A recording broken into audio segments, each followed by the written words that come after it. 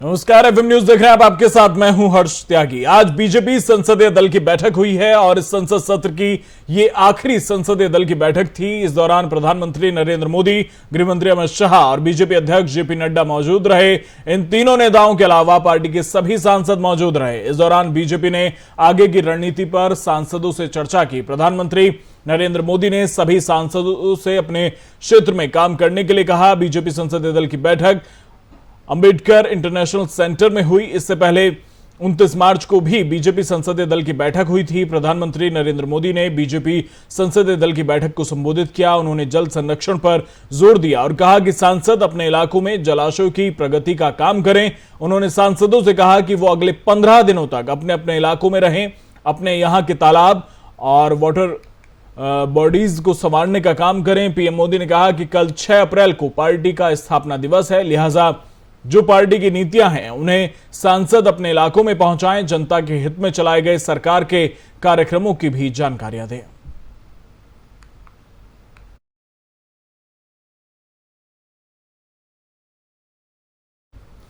केंद्र सरकार द्वारा चलाए जा रहे 14 कार्यक्रमों के लाभार्थियों तक लोकल स्तर पर पहुंचने की कवायद तेज हो गई है। 6 अप्रैल को बीजेपी अपना स्थापना दिवस अगले ही दिन शुरू कर रही है और इस कार्यक्रम के जरिए समाज के गरीब, वंचित, शोषित और खासकर दलित और पिछड़े वर्ग के बीच पहुंचेंगे। बीजेपी ने जिला स्तरीय टीम बनाकर लोकल विधायक, सांसद, जनप्रतिनिधियों और पार्टी पदाधिकारियों की भागीदारी सुनिश्चित करने के निर्देश दिए। इन कार्यक्रमों को सफल बनाने के लिए बीजेपी अध्यक्ष जेपी नड्डा के आदेश पर सभी राज्यों के बीजेपी अध्यक्षों को 31 मार्च को पत्र लिखा है। साथ ही 4 अप्रैल को शाम में बीजेपी के राष्ट्रीय अध्यक्ष जेपी नड्डा ने अपने टीम के सभी राष्ट्रीय महासचिवों की बैठक कर पूरे पखवाड़े भर चलने वाले इस कार्यक्रम को सफल बनाने की रणनीति बनाई। आपको बता दें कि प्रधानमंत्री नरेंद्र मोदी 6 अप्रैल को सुबह 10 बजे पार्टी स्थापना दिवस पर देश भर के बीजेपी कार्यकर्ताओं से जुड़ेंगे। इसके साथ ही 14 अप्रैल को अंबेडकर जयंती के मौके पर देश के पूर्व प्रधानमंत्रियों की याद में दिल्ली की 3 मूर्ति भवन लाइब्रेरी को स्मृति स्थल में तब्दील कर उन्हें श्रद्धांजलि अर्पित करेंगे।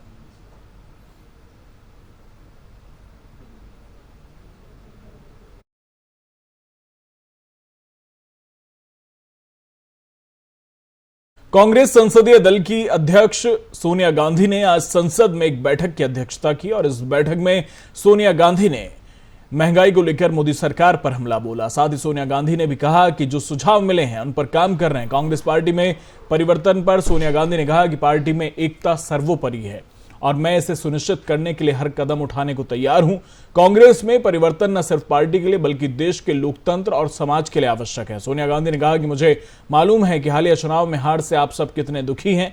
परिणाम चौंकाने वाले और दुखदायी थे। सरकार का देश को तोड़ने वाला और ध्रुवीकरण का एजेंडा लगातार जारी है। सोनिया गांधी ने विभाजन और ध्रुवीकरण के एजेंडे को लेकर बीजेपी पर निशाना साधते हुए कहा कि बंटवारे के समय के तथ्य और इतिहास को तोड़ मरोड़ कर पेश करना सत्तारूढ़ पार्टी के लिए नियमित बात हो चुकी है। उनके मुताबिक हम भाजपा को सदियों से हमारे विविधतापूर्ण समाज को एकजुट रखने और समृद्ध करने वाले सौहार्द और सद्भाव के रिश्ते को नुकसान नहीं पहुंचाने देंगे। हाल ही में हुए 5 राज्यों के विधानसभा चुनाव में करारी हार का सामना करने के बाद कांग्रेस संसदीय दल की ये पहली बैठक है। पार्टी को इस साल गुजरात और हिमाचल प्रदेश के विधानसभा चुनावों का सामना करना है।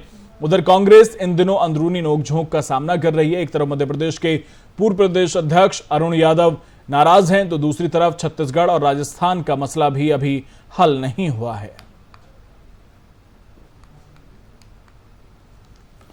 आपको बता दें कि कांग्रेस संसदीय दल की आज बैठक हुई। सोनिया गांधी की अध्यक्षता में यह बैठक हुई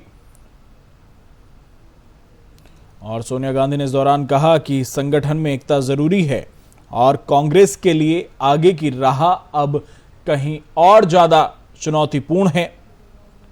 बता दें कि वर्तमान स्तर में अपने सबसे खराब दौर से गुजर रही कांग्रेस के लिए कांग्रेस अध्यक्ष सोनिया गांधी ने कहा कि कांग्रेस के लिए आगे की राह पहले से कहीं ज्यादा चुनौतीपूर्ण है।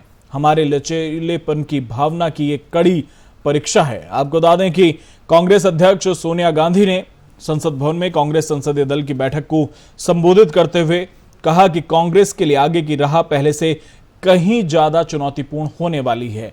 हमारे लचीलेपन की भावना की ये कड़ी परीक्षा है, ये कड़ा दौर है। साथ ही उन्होंने कहा कि संगठन में हर स्तर पर एकता सबसे अहम है। बैठक में मौजूदा राजनीतिक हालात पर भी चर्चा हुई। सोनिया गांधी ने सीपीपी की बैठक में कहा कि कांग्रेस को फिर से मजबूत करना न केवल हमारे लिए महत्वपूर्ण है, बल्कि यह हमारे लोकतंत्र और समाज के लिए भी आवश्यक है। उन्होंने कहा कि संगठन में हर स्तर पर एकता सबसे अहम है। और हमारे साथ राजनीतिक विश्लेषक निरंजन पोद्दार साहब हमारे साथ जुड़ गए। बहुत बहुत स्वागत है सर आपका एफएम न्यूज में। जी नमस्कार। संसदीय दल की आज बैठक हुई कांग्रेस के, और सोनिया गांधी ने संबोधित किया और अपने संबोधन में एकता पर अधिक जोर देती नजर आई सोनिया गांधी। और उन्होंने कहा कि हमारे लिए ये राह अब और ज्यादा चुनौतीपूर्ण है। क्या लगता है कि इस तरह की बैठक जो लगातार कांग्रेस कर रही है, ये संसदीय दल की बैठक है, उससे पहले कांग्रेस की पार्टी की बैठक हुई, उसमें भी मंथन हुआ, क्या इन बैठकों से कुछ सुधार कर पाएगी कांग्रेस? देखिए, ऐसा है कि केवल इन बैठकों से ये समझते हैं कि भाई ये सत्ता प्राप्त कर लेंगे या ये बड़ी चुनौती पेश कर पाएंगे भारतीय जनता पार्टी जैसे राष्ट्रीय संगठन को, तो मुझे ऐसा नहीं लगता है। इसके लिए इनका जो पूर्ववर्ती जो ढांचा था कांग्रेस का, जैसे सेवा दल हुआ करता था, या यूं कहूं कि एक जो जिस तरीके से मंडल स्तर और घर घर बूथ स्तर के ऊपर जिस तरीके से इनका नेटवर्क हुआ करता था, जब तक कांग्रेस उसको दोबारा से स्टेब्लिश नहीं कर पाएगी, कांग्रेस उसको दोबारा से खड़ा नहीं करेगी, तब तक मुझे नहीं लगता है कि कांग्रेस का कहीं कोई विशेष भला होने वाला है। क्योंकि आपने देखा होगा कि जो पिछले कुछ सालों से, या यूं कहूं कि पिछले 20-25 सालों से कांग्रेस के अंदर केवल एक परिक्रमा जो प्रवृत्ति है, यानी कि जो हाई कमांड के परिक्रमा करेगा या जो यहाँ दिल्ली आकर के परिक्रमा करेगा, उसी को पारितोषिक मिलेगा, उसी को फल मिलेगा। तो इससे क्या हुआ है कि पसीना बहाने वाली, सड़कों पे उतरने वाली, जनता से कनेक्ट करने वाली जो इनकी जो कैडर थी, कांग्रेस का जो कार्यकर्ता था, वो कहीं ना कहीं विलुप्त हो गया। आपने देखा होगा कि उत्तर प्रदेश के अंदर चुनावों के अंदर प्रियंका गांधी जी ने काफी पसीना बहाया और लड़की हूँ, लड़ सकती हूँ जैसे नारे भी दिए, और जिस तरीके से एक यहाँ पे अपने ये चुनाव को खड़ा करने की कोशिश की, किंतु उसका आपके सामने उसका परिणाम है कि उसका परिणाम क्या आया कि कांग्रेस नोटा से भी नीचे चली गई। उसका केवल और केवल कारण ये है कि सांगठनिक ढांचा जो है वो अभी कांग्रेस का समझ लीजिए बिल्कुल चूर-चूर हुआ पड़ा है। और दूसरा एक जिस संगठन की बात पर आप जोर दे रहे हैं पोद्दार साहब, संगठन बूथ अध्यक्ष, बूथ लेवल का कार्यकर्ता, बीजेपी में तो पन्ना प्रमुख तक है कि पन्ने को लीड कौन करेगा, जो वोटर लिस्ट है।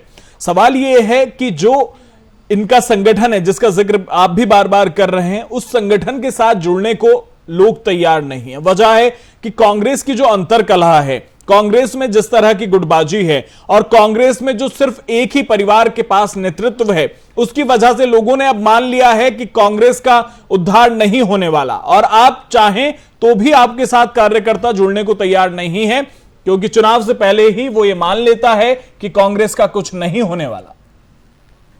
देखिए, मैं कई मौकों पे एक बात कह चुका कि आज वास्तव में कांग्रेस की दुर्गति का कारण यह है कि कांग्रेस का वॉरियर भी कमजोर है और कांग्रेस का वार रूम भी कमजोर है।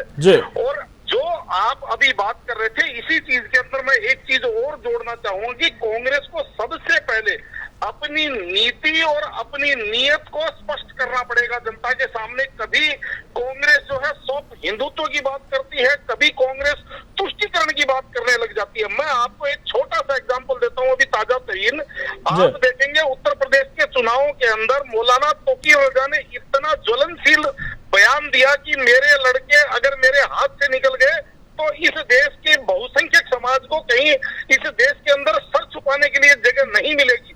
तो इतने ज्वलनशील बयान देने वाले एक समझ लीजिए भड़काऊ जैसे नेता जो ध्रुवीकरण के जो राजनीति कर रहा था, दूसरे दिन प्रियंका गांधी जी जाती हैं और उसको कांग्रेस में शामिल करवा लेती हैं। अरे भैया, उस समय उसको कांग्रेस से निकालने की स्थिति थी, आप उसको शामिल करवाने की। तो कहने का मतलब ये कांग्रेस जो हिट विकेट हो रही है, ये केवल अपनी नीति और अपने जो इनकी जो नीयत है ये भी स्पष्ट नहीं कर पा रहे। कभी कोर्ट पे जनेऊ पहन करके सॉफ्ट हिंदुत्व का संदेश देने की कोशिश करते हैं और कभी तोकीर रजा जैसे लोगों को ज्वलनशील बयान देने के बावजूद कांग्रेस में शामिल करवा करके एक वर्ग विशेष को खुश करने का संदेश देने की कोशिश करते हैं। तो इन चीजों से भी इनको साथ साथ उबरना पड़ेगा, मेरा ऐसा मानना है। बिल्कुल। और जिस तरह से ये विधानसभा चुनाव हुए और विधानसभा चुनाव के बाद प्रदेश अध्यक्षों से इस्तीफे मांग लिए गए। अभी अगर हम उत्तराखंड की बात करें तो उत्तराखंड में बहुत ज्यादा उम्मीद ये लगाई जा रही थी कि उत्तराखंड में कांग्रेस वापसी करेगी, लेकिन जिस तरह की अंतरकलह राज्य में भी देखने को मिली, वहां पर जिस तरह की गुटबाजी हुई, उसके बाद वहां के जो परिणाम थे, परिणाम तो बदल ही गए। अभी वहां पर सदस्यता अभियान जो कांग्रेस का चल रहा है उसमें उत्साह नहीं है, उसमें लोग जुड़ने को तैयार नहीं हो पा रहे हैं। तो सवाल वही घूमकर आ जाता है कि जब तक आप संगठन और बूथ स्तर पर अपने आप को मजबूत नहीं करेंगे, तब तक आप कितनी ही बैठक कर लें और उन बैठकों में कितने ही अच्छे भाषण आप दे लें, कोई फायदा नहीं होने वाला। जी निश्चित रूप से। साथ में मैं आपको एक चीज और कहना चाहूंगा कि देखिए केंद्र की आपने देखा होगा कि जिस तरीके से कैप्टन अमरिंदर सिंह जी पंजाब में सरकार चला रहे थे और चुनाव से 6 महीने पहले कहीं ना कहीं ऐसा लग रहा था कि कांग्रेस इस बार पंजाब में रिपीट करेगी। कदाचित कैप्टन अमरिंदर सिंह बिल्कुल सही दिशा में सधे हुए कदमों से आगे बढ़ रहे थे, लेकिन जिस तरीके से सिद्धू प्रकरण हुआ और जिस तरीके से केंद्रीय नेतृत्व ने उसको डील किया, आपने देखा होगा कि एक कदम आगे एक कदम पीछे, और जिस तरीके से इन्होंने पंजाब जैसे राज्य को थाली में सजा करके आम आदमी पार्टी के हाथ में दे दिया, तो इसी से आपको इनकी जो केंद्रीय नेतृत्व की कहे या राज्यों के छत्रपों की कहे, आज आप देख रहे हैं कि राजस्थान के अंदर इनके अंदर कितनी जबरदस्त सिर फुटबॉल है, ये सब आपके सामने है। तो केंद्रीय नेतृत्व क्या है कि इन चीजों को सही समय पे, आपने देखा होगा कि जो G23 के जो नेता थे उन्होंने कहा था कि भाई क्या घोड़े निकलने के बाद में, कपिल सिब्बल की बात कर रहा हूं, कि क्या घोड़े निकलने के बाद में आप जागोगे के? तो कहने का तात्पर्य यही है, इनको हर समय पे और सबसे पहले मेरे हिसाब से इनको अपना वार रूम भी इनको स्ट्रॉन्ग करना चाहिए और अपना वॉरियर भी स्ट्रॉन्ग करना चाहिए। उसके बाद में इनको केवल और केवल फोटो जो परंपरा है, फोटोग्राफी परंपरा से बाहर निकल करके पसीना बहाने वाले जैसे लोगों को इनको आगे लाना चाहिए। ये इनके लिए बहुत ही शोचनीय विषय है कि इनका एक प्रदेश अध्यक्ष अभी वर्तमान उत्तर प्रदेश के चुनावों के अंदर अपनी जमानत तक गंवा बैठता है। तो इससे ज्यादा और लज्जाजनक बात क्या हो सकती है किसी राष्ट्रीय पार्टी जिसने इस देश के ऊपर लगभग 60 वर्ष राज किया है और करीब सभी प्रदेशों के अंदर किसी समय पे इनका एक छत्र साम्राज्य हुआ करता था, उस पार्टी की आज इतनी दुर्दशा क्यों है? तो इन सब चीजों के ऊपर इनको सोचना पड़ेगा और ये जो प्रक्रिया पद्धति है इसको भी इनको बदलना पड़ेगा। और जो लोग आलोचक हैं, जैसे मान लीजिए अगर कोई हम राजनीतिक विश्लेषक या कोई पत्रकार बंधु या कोई भी अगर इनकी किसी प्रकार की आलोचना करता है तो ये सीधा उसके ऊपर तोहमतें, उसके ऊपर व्यक्तिगत लांछन लगाने से तो कहने का इन सब चीजों को देख करके ही कांग्रेस को आगे बढ़ना पड़ेगा, तभी कांग्रेस कहीं ना कहीं। निरंजन पोद्दार जी, अगर अध्यक्ष की बात हम करें, अभी अध्यक्ष को लेकर जिस तरह से हुआ था, बैठकें हुई और 2 गुट सामने आ रहे हैं। एक वो गुट है जो गांधी परिवार से बाहर नेतृत्व चाहता है, एक वो गुट है जो गांधी परिवार में ही नेतृत्व चाहता है। आपको क्या लगता है कौन सा गुट सही कह रहा है और कौन से गुट की बात मानकर कांग्रेस को आगे बढ़ना चाहिए?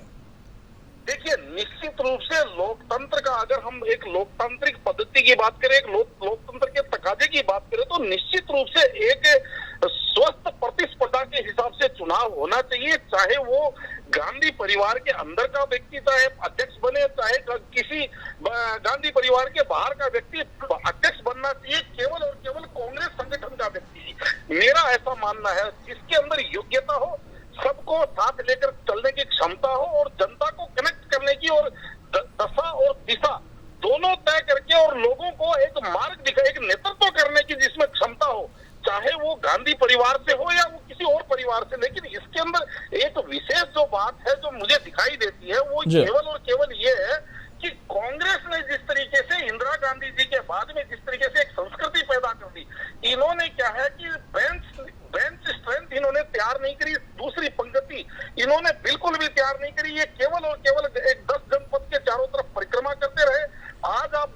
भारतीय जनता पार्टी की मैं एक थोड़ा सा बीच में बात लाना चाहूंगा जी। कि आज भारतीय जनता पार्टी के अंदर, केंद्र के अंदर नरेंद्र मोदी कद्दावर राजनीतिक शख्सियत के रूप में आपके सामने उभर रहे हैं।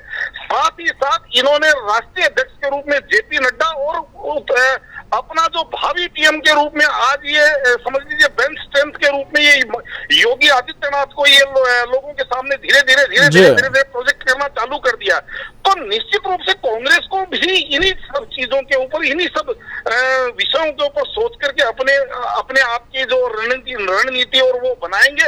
अन्यथा मेरा तो ऐसा मानना है कि जिस तरीके से अब अरविंद केजरीवाल जी धीरे धीरे सधे हुए कदमों से चल रहे हैं, और जो जहां पे जिन राज्यों के अंदर सीधी सीधी दो पार्टियों की राजनीति चलती है, चाहे मैं हरियाणा कहूं, चाहे राजस्थान कहूं, चाहे गुजरात कहूं, वहां पे केंद्र ये जो अरविंद केजरीवाल जी कांग्रेस का जो स्पेस है, कांग्रेस का वैक्यूम भरने की प्रयास कर रहे हैं। और हो सकता है कि वो अपने प्रयास में सफल भी हो जाएं, क्योंकि आज जनता को दिखाई दे रहा है कि भाई कांग्रेस के तो समझ लीजिए मूंगफलियां बिक चुकी हैं। और तो हमें एक मजबूत जो नरेंद्र मोदी जी को या भारतीय जनता पार्टी को जो टक्कर दे पाए, ऐसा संगठन और ऐसा नेतृत्व हमें चाहिए।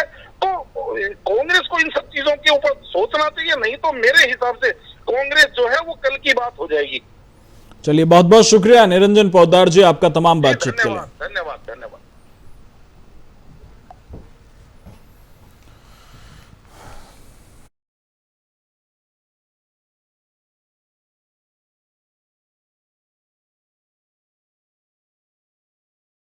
अब बात करते हैं आरएसएस की। आज से राष्ट्रीय स्वयंसेवक संघ की 7 दिवसीय राष्ट्रीय चिंतन बैठक हरिद्वार के पास रायवाला में आयोजित होने जा रही है। ये बैठक 11 अप्रैल तक चलेगी। इस बैठक में सरसंघचालक डॉक्टर मोहन भागवत और सरकारवा दत्तात्रेय होसबोले समेत संघ के कई बड़े पदाधिकारी मौजूद रहेंगे। इसके साथ ही संघ के शारीरिक, बौद्धिक, व्यवस्था, प्रचार, सेवा एवं संपर्क कार्य विभागों के प्रमुख सहित कुल 75 पदाधिकारी कार्यकर्ता बैठक में मौजूद रहेंगे। इस साल संघ के 105 स्थानों पर हो रहे संघ शिक्षा वर्ग सहित देश भर में अन्य प्रशिक्षण वर्ग भी आयोजित होने वाले हैं। 7 दिन के चिंतन में संघ द्वारा अपने कामकाज की समीक्षा के साथ ही भावी एजेंडा तय किया जाएगा। संघ के एक पदाधिकारी के अनुसार हाल ही में संपन्न हुई अखिल भारतीय प्रतिनिधि सभा में लिए गए निर्णय को किस तरह से जमीनी स्तर पर लोगों के बीच पहुंचाना है, इस बारे में भी इस बैठक में चर्चा होगी।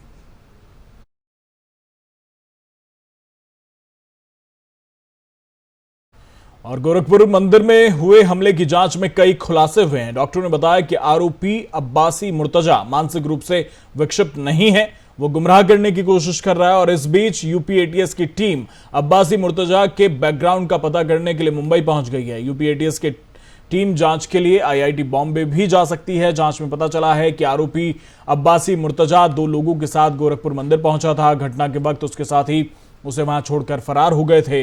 पुलिस दोनों साथियों की तलाश कर रही है। पुलिस ने मुर्तजा से उसका पुराना लैपटॉप बरामद किया है। आपको बता दें कि यूपी एटीएस घटनास्थल पर मुर्तजा को लेकर जाएगी और जिस रास्ते पर मुर्तजा गया था और जिस रास्ते से वो गोरखपुर मंदिर पहुंचा था, वहां उसे ले जाया जाएगा। गोरखपुर मंदिर पर हमले की जांच आईबी भी कर रही है। आईबी की टीम गोरखपुर, महाराजगंज, वाराणसी, लखनऊ और अयोध्या समेत कई जिलों में पहुंची है और आईबी के साथ सभी इंटेलिजेंस यूनिटों को अलर्ट किया गया है।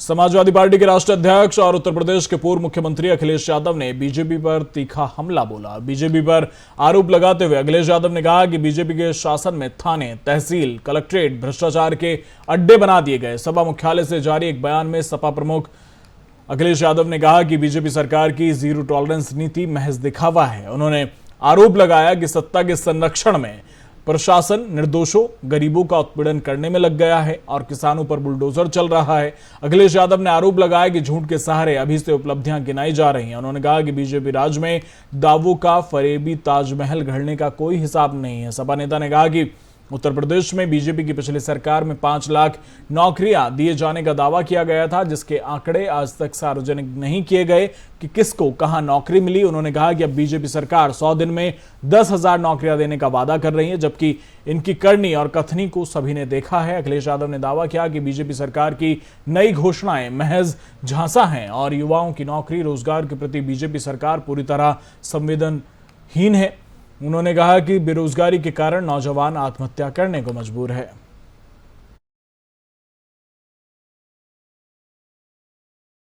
कानपुर के आईआईटी के लिए एक बड़ी खबर सामने आ रही है। बताया जा रहा है कि इंस्टीट्यूट को गुरु दक्षिणा के तौर पर एक पूर्व छात्र ने 100 करोड़ रुपए डोनेट किए हैं। ये अभी तक का सबसे बड़ा व्यक्तिगत दान है। इस रकम का प्रयोग कैंपस में बनने वाले school of medical research and technology के निर्माण के लिए किया जाएगा। साथ ही गंगवाल नए संस्थान के सलाहकार बोर्ड में भी शामिल होंगे। दरअसल राकेश गंगवाल ने 100 करोड़ रुपए दान दिए हैं। राकेश गंगवाल और कोई नहीं बल्कि फेमस एयरलाइन इंडिगो के को-फाउंडर हैं। इंडिगो की पैतृक कंपनी इंटर ग्लोब एविएशन के सह संस्थापक राकेश गंगवाल की फैमिली कंपनी में 37% की भागीदारी रखती है। गौरतलब है कि राकेश गंगवाल एक फेमस इंडियन अमेरिकन उद्यमी हैं। वे केवल आईआईटीएन नहीं बल्कि इंडिगो एयरलाइंस के को-फाउंडर भी हैं। राकेश का जन्म 1953 में हुआ और उन्होंने अपनी schooling Don Bosco school Kolkata से की। इसके बाद साल 1975 में वो आईआईटी में सेलेक्ट हुए और मैकेनिकल इंजीनियरिंग की डिग्री ली।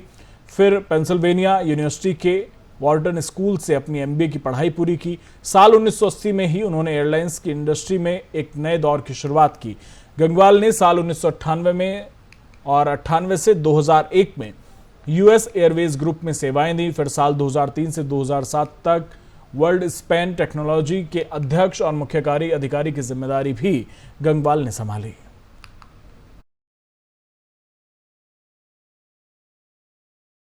नवरात्रि में मीट बंदी का मामला एनसीआर के जिलों से निकलकर राजधानी तक पहुंच चुका है। आपको बता दें कि ताजा आदेश में साउथ दिल्ली नगर निगम के मेयर मुकेश सूर्यान ने नवरात्रों के दौरान निगम के इलाकों में मीट की दुकानों को बंद रखने के आदेश दिए हैं, जो कि 11 अप्रैल तक प्रभावी रहेंगे। खास बात यह कि एसडीएमसी मेयर और बीजेपी नेता मुकेश सूर्यान ने दिल्ली के सीएम अरविंद केजरीवाल से नवरात्रों के दौरान शराब की दुकानों को बंद रखने का आदेश देने का आग्रह भी किया है।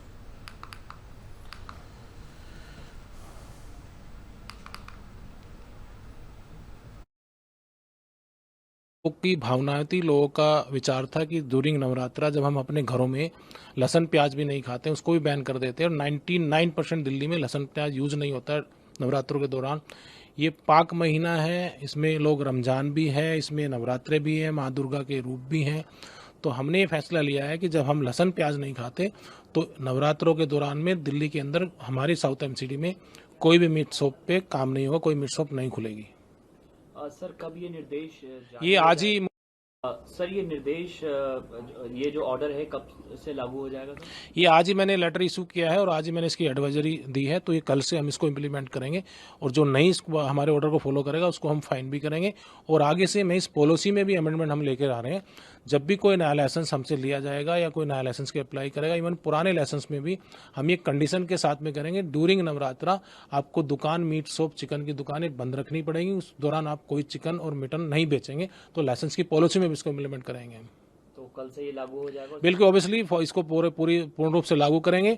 और मैं अपने क्षेत्र की जनता से भी अपील करता हूँ कि जिस तरह से उनके सुझाव है, उन्होंने अपने सुझाव दिए तो वो इसको इम्प्लीमेंट भी कराएं और उनको कहीं लगता है कि इसका वायलेशन हो रहा तो हमें बताएं, हम उसको फाइन भी करेंगे। कितना लगभग सर फाइन करेंगे कुछ? एक फाइन तो कोई पैरामीटर नहीं होता, जिस तरह का वायलेशन है उस तरह का फाइन हो जाएगा, उसमें ऐसी कोई बात नहीं है। बट ये दिल्ली की भावनाओं को ध्यान में रखते हुए मैंने सीएम साहब से भी पत्र लिखकर आग्रह किया है कि नवरात्रों के दौरान जिस तरह से आपने शराब की बिक्री पे डिस्काउंट बढ़ाया क्योंकि आपकी सेल कम हो गई थी, तो मैंने उनको भी आग्रह किया आप अपना डिस्काउंट विड्रॉ करिए और हो सकता है तो आप लीकर को भी 9 दिन के लिए। पीएम मोदी के करीबी और उत्तर प्रदेश सरकार में ऊर्जा मंत्री अखिलेश शर्मा से खास बातचीत की है। हमारे संवाददाता नितिन अवस्थी ने क्या कुछ कहा, उन्होंने सुनिए। के शर्मा जी हैं, ऊर्जा मंत्री हैं, इनसे पूछते हैं कि किस तरह से ऊर्जा के लिए वो कार्य करेंगे, क्योंकि जिस तरह से 7 अप्रैल को कहा जा रहा है, कुछ लोग कहना है कि पीएफ बढ़ाने को लेकर धरना प्रदर्शन कर सकते हैं। क्या लग रहा है आपको? पहले तो आपको बधाई देंगे कि आप मंत्री बने, इसके लिए शुभकामनाएं और एफएम न्यूज़ को भी आपकी शुभकामनाएं चाहिए।